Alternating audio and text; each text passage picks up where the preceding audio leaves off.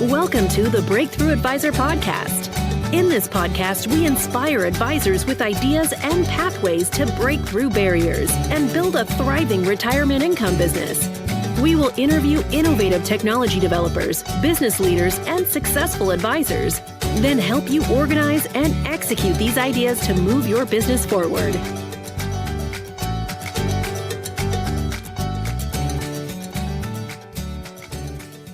Hey, welcome to the Breakthrough Advisor Podcast. I'm Jack Martin. I'm the virtual CMO for InsureMark. I want to thank you for taking time out of your busy schedule to join us today. I'm super excited to have Steve Gresham and Mike Harris from the Alliance for Lifetime Income with us today. They're here to talk to us about what may be one of the greatest opportunities for financial advisors in the last decade to do great things for their clients and great things for their practice. Steve Gresham, Mike Harris, welcome to the Breakthrough Advisor Podcast. How are you guys doing today? We're doing just great, Jack. Thanks for having us. Thanks for letting us be on today. Absolutely. Hey, if folks don't know the Alliance for Lifetime Income, shame on them, but tell us a little bit about what the Alliance is about real quick. The Alliance is a non-for-profit organization that's targeted on educating people and may bring up awareness of the need for having enough protected income in their lifetime, especially when they're retired, to get them through a retirement in a very successful manner. And that's what we're focused on. The Alliance is an interesting organization to us because we've both been in the industry for longer than I can possibly remember, along with you, Jack. And one of the things that we know is helpful for advisors, their firms, everyone, is to better understand the consumer. The Alliance, at the end of the day, is a champion of the consumer. So we could be looking sideways at competitors all the time, but it's always been, I think, the very, very best path is to follow that consumer and try to catch up. I couldn't agree more. So for several years now, the press, the conferences, thought leadership has been all about, should you use annuities or not use annuities? Where do annuities fit? Am I a pro-annuity guy? Am I an anti-annuity guy? And I think we're at the point where we can just say, hey, the debate is over. The longevity risk is not going to get solved with a systematic withdrawal plan, period, end of story. We've got more centenarians in the United States today than at any time in history, and that number is only going to continue to explode. So reality is people are living longer. And the old plan for Monte Carlo and figuring out, what's the probability the money's going to last really is out the window. So how do you guys feel about that? Yeah, let me start with that. And then Mike has got the 30 years of advanced planning experience leading that group, for a major firm. So he can fill in with some of the specifics. But one of the things that I see coming from the wealth management and asset management world, as most of my background, is that we've already been through this movie once before. Well, years ago when I started, everyone was a stockbroker. So you sold a product and then you moved on. And then an entire legion took over from there because the consumer, as I said a second ago, consumer led us away from that. We were just chasing the consumer. The consumer wanted more consistent performance. They wanted transparency of the product solution. And that's where we got what most advisors are using today, which is some form of asset management solution, Jack, as you alluded to. But again, a SWIP off a managed account, that's not a retirement plan.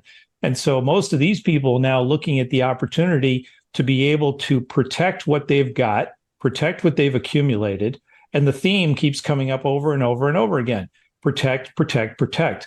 And our industry needs to change its view of retirement as something that is not just a new stage for this client, but the client sees an actual terminal point to it all. We don't like to talk about stuff like that. We don't talk to clients a lot about, well, what are you going to do between now and when you die? But that is exactly the way most clients view it. And they want to be able to survive with independence, with dignity, and a certain level of certainty. And I think that's kind of what we're missing out on. We're not meeting them there. And, I've been in the business for more years than I like to think, and been retired and back working again. But, dealing with clients over 35, 40 years in the business, and talking to them from a planning perspective, it's pretty simple, really. Is we talk about the easy things like the needs, wants, and wishes. And the thing that's hard to think about is people think that annuities are an either or situation. Either I'm going to own one and that's going to be everything I'm going to have, or I'm not. And it's not. It's a slice, just a pure slice of a nice, thought out, diversified portfolio. And the annuity fits right down there at the very bottom of the pyramid in that needs section to make sure you're covering all your needs that are true needs. And then the nice, fun things, the wants and the wishes all come above it. And so the annuity plugs in where the pension and the Social Security goes. And it's something that you can regulate, figure out how much you need to make sure that if there's any gaps, that's where the annuity fits. And it's that simple. It's not rocket science. It's just good planning techniques. So our client base is not a homogeneous group, right? There are lots of different flavors of clients that as a financial advisor I had, and that the financial advisors listening to this have. So what should they be looking for? Where's the low-hanging fruit? Who are good candidates for protected income based on the research that the Alliance has done? And maybe talk a little bit about how you got to the conclusion about the who, the how, and the why. So, yeah. So again, let me just toss out that the Alliance did pretty significant research, does very significant research every year, because again, if you're going to be the champion of the consumer, you have to be continually asking them where they are, what's going on. Not because the clients are always right, the consumer is always right. It's because a lot of times they don't know what they really need. But it is important to understand where their headset is, because, as Mike will explain in a few minutes, I'm sure, an awful lot of the decisions that these people make are emotional. But the Alliance was able to identify 5 different specific categories, what we would call investor personalities, the way people make decisions. And those investor personalities are very distinct. 3 of the 5 actually fit really well with the concepts of protection and protected income. 2 of the 5 do not.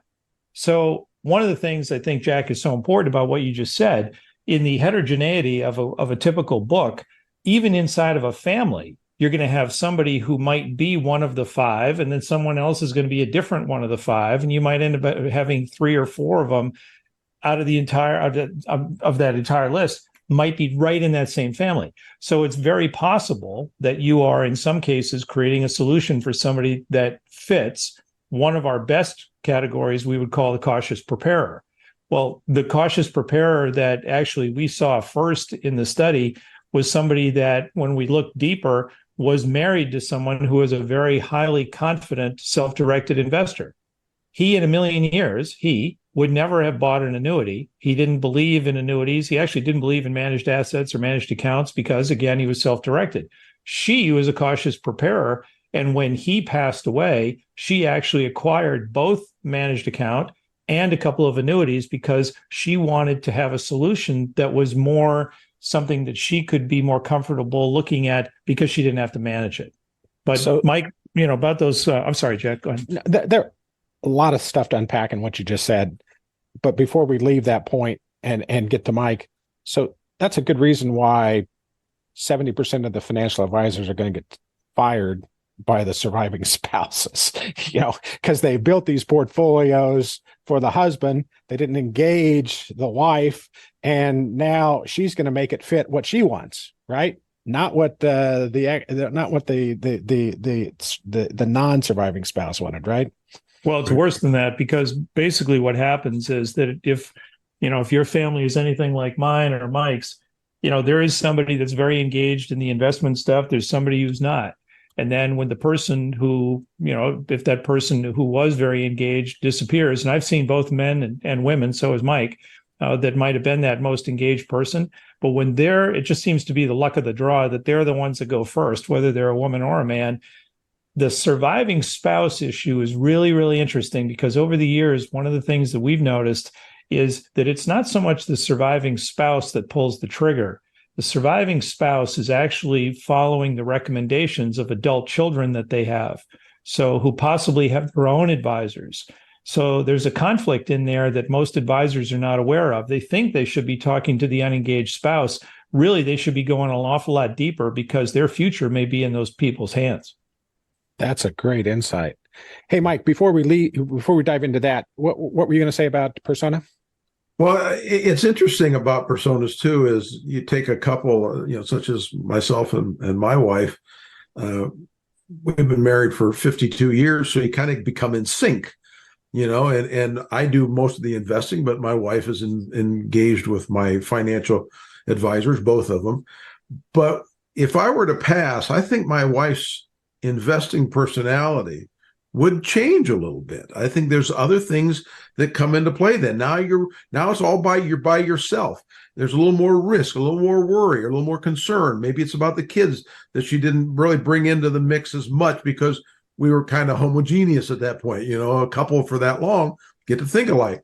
One drops out of the picture and things change. So as an advisor, you may know your clients. And if you've got a married couple, you may know them pretty well. But don't think that just because one day everything's going to continue down the same path, because we change under certain life events, especially big events. Your personality and your thoughts and your emotions change and adjust, and we got to stay on top of that.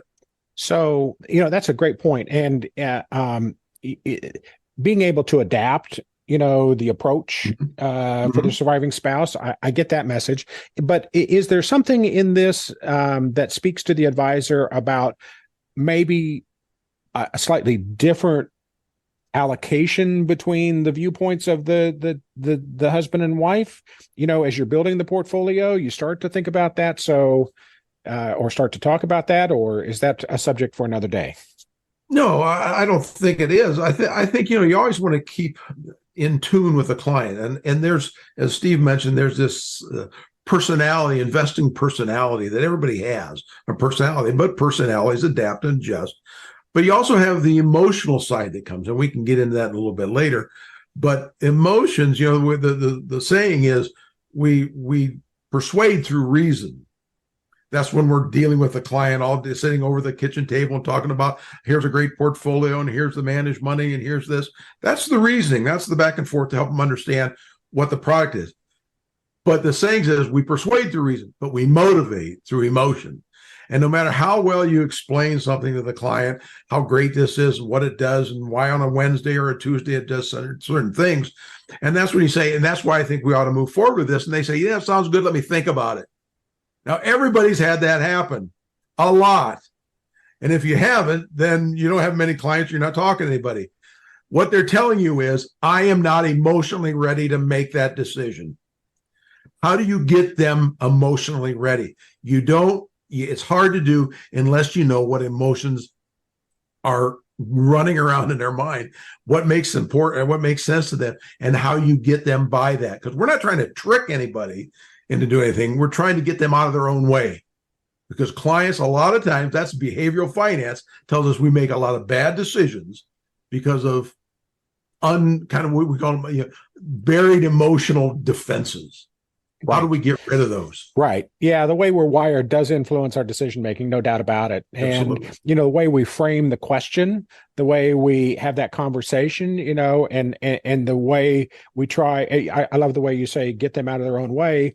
The BHAV guys are saying, look at your future self. How do you get them into that future self mode to start to imagine what that's going to be like? So yeah, I'm totally on board with what you're talking about there. So I'm sorry, back to the who. So are there other personalities that we should pay attention to? I know I heard you say there are 3 that we want to be looking for. So who are the others, and how do you determine who is what personality? Do you guys have some kind of an assessment tool that they can take? I mean, it's not a blood test, is there something, a retinal scan that we can do that says, which persona does this person fall into? How's that work? No little cups are involved. No, I wasn't going there. Steve, go ahead. Jump. You handle that side of it. You understand that. Yeah. So I mentioned the cautious preparer. So it's, these are the people that have much more of a concern about the situation that's forward. As Mike just said, their circumstances have changed. People have a kind of a risk orientation that's already embedded. You tend kind of to be risky, risk averse or risky, depending on your preference. That is the part that doesn't really change. If you're risk averse, you're always going to be risk averse. If you're risky, you're always going to be a bit risky. But what Mike is saying is that your circumstances change. Now you're responsible for other people. Now you look at it in a different way. You're actually solving a completely different problem. So the cautious preparer is basically is describing more so an approach to the situation than it is something that you'd be able to identify, like if you were out bird watching and you saw some of the right color feathers. So there really is no shortcut as we look at these personalities. And again, we've got a tool that can help you do that. So that's going to be part of the takeaway from the session here. Get on that tool so that you can now better understand who's in front of you. But there's no shortcut to finding out who they are without talking to them. And so asking them if they're comfortable. And so I want to go back to something Mike said a minute ago. It was a really great question that you had, Jack, which is if you're working along the way with a couple, let's say, and they're actually involved in the process, which is unusual, unfortunately, as we know that all too often in this investing world, advisors are not pulling those people in. But if you have that, as Mike said, they're right there. So you want to be checking all the time, because this is how you're going to determine the investing personality of that person who is more unengaged, because you're going to get a feel for what they're thinking about. You do not want that person to be silently making an opinion of you because you haven't given them a chance. Exactly. So the tool is going to show you how to talk to the cautious preparers and the purposeful planners. And then we've got a couple more in there, the uncertain strugglers, as well as the optimistic dreamers. And you're going to have a shot at each of these people. But I think one of the most important things that we see when we work, as we do all the time with top advisors, is that they know that it isn't a single person's decision. And so they begin to understand this concept that we say all the time, retirement is a family affair. So you're going off into a new chapter of your life, and the circumstances have changed, and it is different for everybody. It is absolutely different for everybody. Because, one of the things that's interesting as we talk about annuities as being in part protection against the risks of longevity, the issue that we have as an industry and as a society is not retirement per se, it's longevity. Retirement is a subset of longevity. Longevity is the boogeyman here because we don't know how long we're going to live. My mother is not completely surprised that she's 89 and she's still around and very vibrant, but my father is not. My in-laws are not. And my mother got 15 years on each of my in-laws. Why is that? So there's a randomness about it, but this unexpected longevity is creating opportunities that then, if we pull some of these topics together, pull that personality into focus and then pull the rest of these family members in at the same time. So all of a sudden, you've got practically a school bus full of people going off when you thought you only had one client. Yeah, 100%.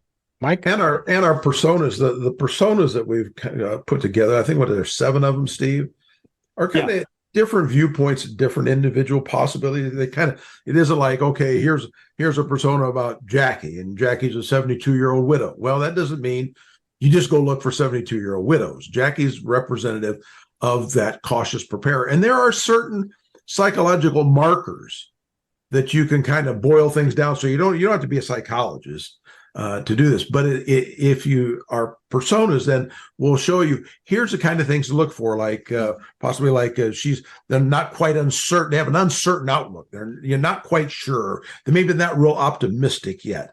Certain little markers like that are easier to say, here's 3 or 4 markers that I would look for during my conversations with the client.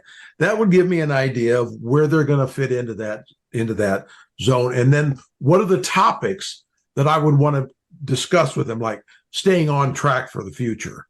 How do we get you on track and keep you on track? That's what they're uncertain about. They don't know where the direction is.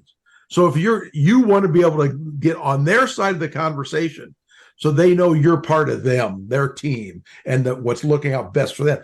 And those are the kind of things that you're trying to do, is identify them and then use the right language to help them understand that where we're going together and making the decisions. So those are all on all our personas. The markers are there. Yeah, and so we can help you out with that. So don't think you have to go read any big journals and psychoanalyze them. We cut it down pretty pretty thin, so you don't want to make it too hard. And then the quiz that Steve was talking about, it's not only for the advisor to use, but the client can take it, because then it shows them how they fit in, how many other people are like them.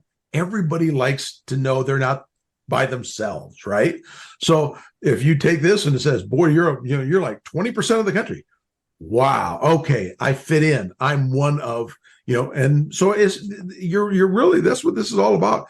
It's behavioral finance and emotional finance, all kind of wrapped into this package that's on our website and available to everybody at no cost, right? Yep. Personality quiz, 5 different categories of clients, 3 of which are really the targets, and then 7 individual personas that we've pulled out of those 3 categories. And that's 2 pages of insight into these people. So as you're talking to them, it starts to click. You start asking them the right questions. They now say the magic words, I think this person understands me. Mm-hmm.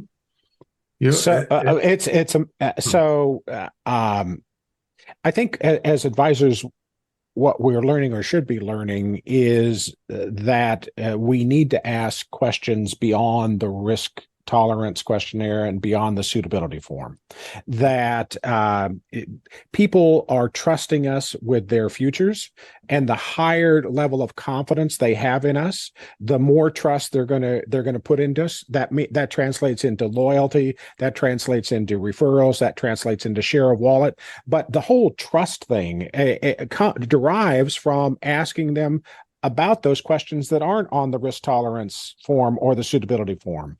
And right. What you're saying about this process of helping them discover more about themselves and get insights into their own wiring so that they can make better decisions is right in tune with I think where smart advisors are going today, to get a deeper level of engagement with those clients so that they build a higher level of trust and they get that confidence and they get that client retention. So I hear you saying, so different types of different categories and then different personas. And so those are useful from a marketing perspective, from a targeting perspective, but they're useful from an interaction perspective. What other things would you say from a practice management perspective advisors should be doing to really optimize their practice for this opportunity? Okay. Well, let's tag team this one again. One of the things I think is so critical is we watch advisors that have, up until now, have primarily been working with market-based investments. And when they enter this land of protection, whether it's long-term care, preventing the risk of premature death with life insurance, or providing longevity protection and a little bit of certainty for the consistency of income with annuities, there's a common theme there. Now you're going total balance sheet on these clients. And so one of the things that we think is so critical is understanding the most efficient, I want to underscore that word, the most efficient use of the assets of the client. It makes perfect sense to most advisors when you say, well, the client could save $100,000 to give to their kids when they pass, but it would be a lot cheaper than $100,000 to buy $100,000 worth of death benefit through life insurance. Nobody ever complains about that, but that is exactly what's going on with the annuity. The annuity is a theoretically unlimited, all until life, end of life payment. And the benefits of that up front are magnified when you're having the engagement with the clients who are actually quite anxious and wondering where their retirement paycheck is coming from. So you can solve a near-term problem, which is one that, as Mike said, is more emotional, but you can also solve it mathematically. And there are situations where some of these products actually give the client more bang for the buck. And I don't know any advisor that uses managed assets that can provide that level of certainty that they could with one of these products. So again, as Mike said, it's a slice. It's not the total solution, but it's something you want to think about because it does also show the clients, my opinion, shows the clients that you're very much more sophisticated than the person who just throws their money in the market. Right.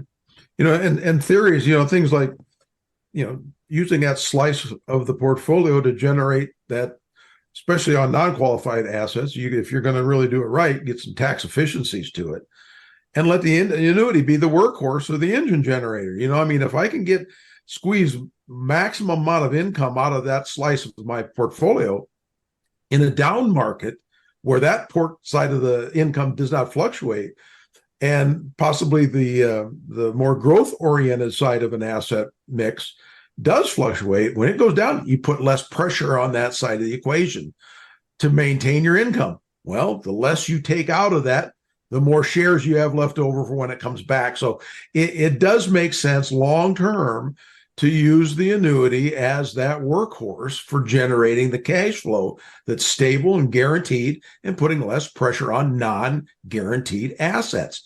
It makes sense both while the client's alive and which one passes better wealth, which one is a better wealth transfer vehicle upon death. It's not an annuity, it's life insurance, and it's step up in basis on non-qualified, non-guaranteed assets. Yeah, to your point, there's Steve, a lot of just strategies, planning strategies. Yeah, to your point, Steve, I think any clear thinking advisor who runs the analytics is going to see your point about efficiency, that by allocating that slice to the annuity, you're actually able to allow the client to invest more aggressively and create a wider margin for error for them, and that those are just two ways of looking at the efficiency coin. So have we talked about the how they implement this yet? I think we're already there. We're starting to talk about how do you actually deploy. And one of the things I think is so important is to have some of those strategies, Jack, that someone has executed, because we say all the time that every client is different, but there are more similarities than there are differences. That's one of the things you find in the work with the personas. So if we've teed up anybody that is listening to us here, if we've teed them up with these basically their case studies of these 7 individual personas that they can talk to, and then here's the personality quiz to help them understand how to engage a little bit better who that is. The next part is that how, which is how are we going to meet these interest demands, emotional requirements that you have that are somewhat different when you package them. But at the end of the day, you know what I'm going to say, which is they might be 7 different approaches to 7 different people. Well, 4 of them are individuals and 3 of them are couples. But you might have 7 different stories of how you tell the story, but the underlying solution is going to be a lot of similarity there. So knowing where those efficiencies are, I think, is part of understanding the how. And again, when you create a good solution for somebody and it's something that they didn't think of themselves, that's the stuff they talk about. And that is, of course, as you know, Jack, that's where the referral comes from.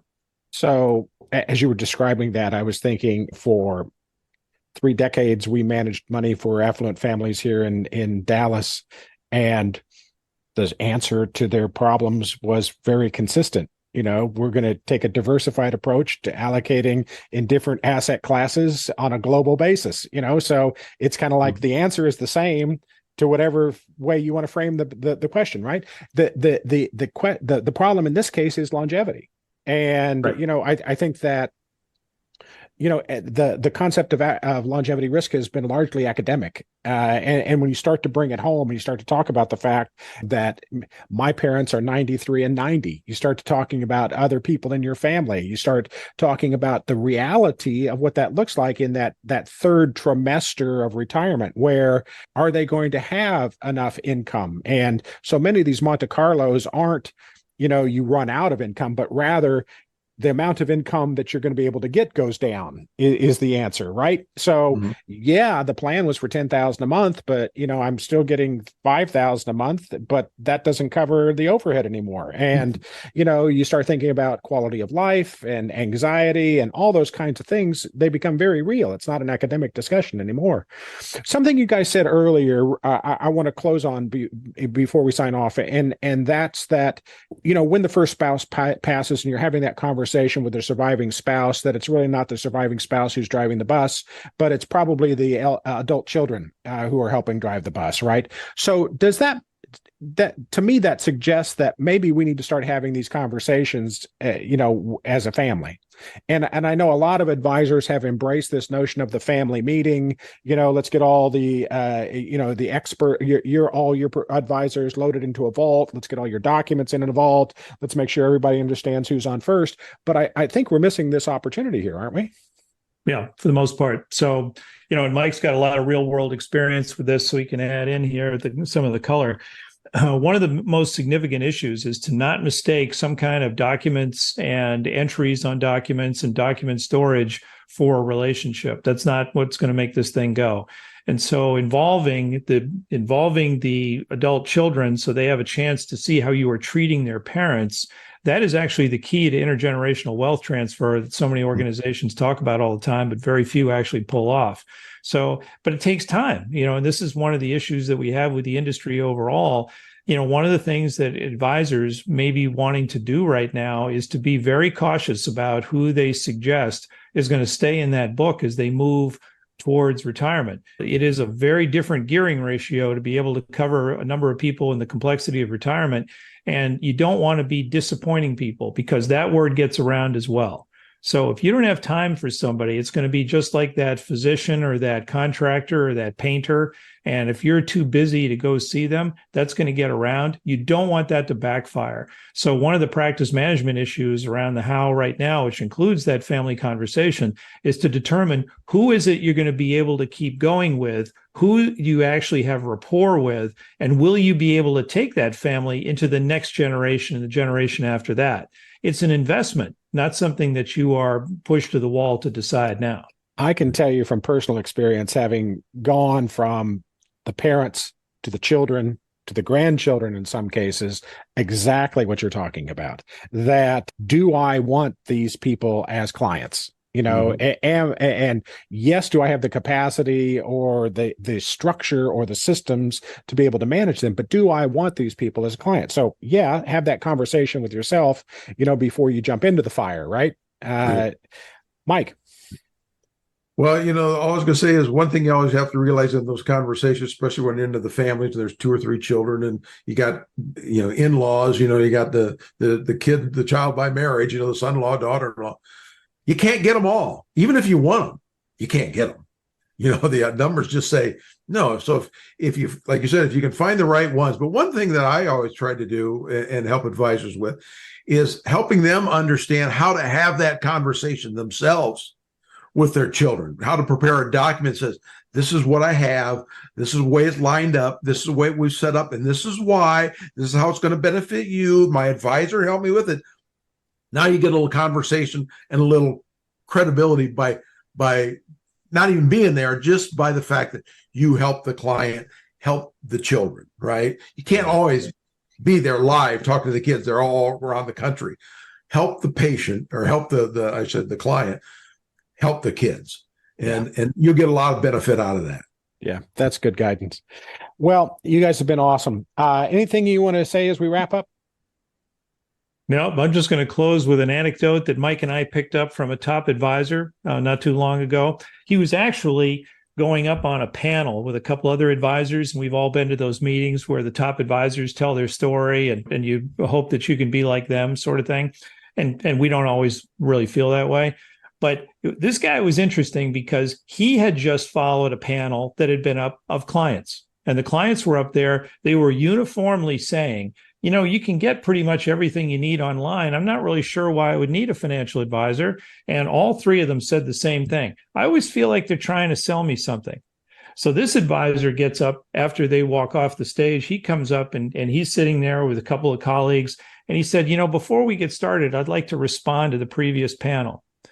Do you know why sometimes when you're talking to an advisor, you feel like you're being sold something? It's probably because you need something.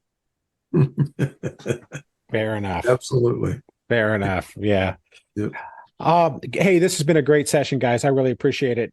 You do great work. We admire the work the Alliance does, and you guys are delivering a great message today. So, hey, on behalf of the Breakthrough Advisor Podcast, I want to say to all the advisors who are listening to this, thank you very much for joining us today. We're going to have in the show notes and on the page, you'll have links to get to all the material that Mike and Steve talked about. We hope you'll connect with the Alliance for Lifetime Income, you'll support them, and that this will be of great value to you in your practice. So until next time, thank you from the Breakthrough Advisor Podcast. Thank you from InsureMark.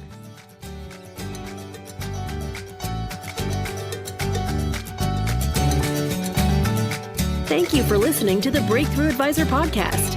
Click the subscribe button below to be notified when new episodes become available. The information covered and posted represents the views and opinions of the guest and does not necessarily represent the views or opinions of InsureMark. The content has been made available for informational and educational purposes only.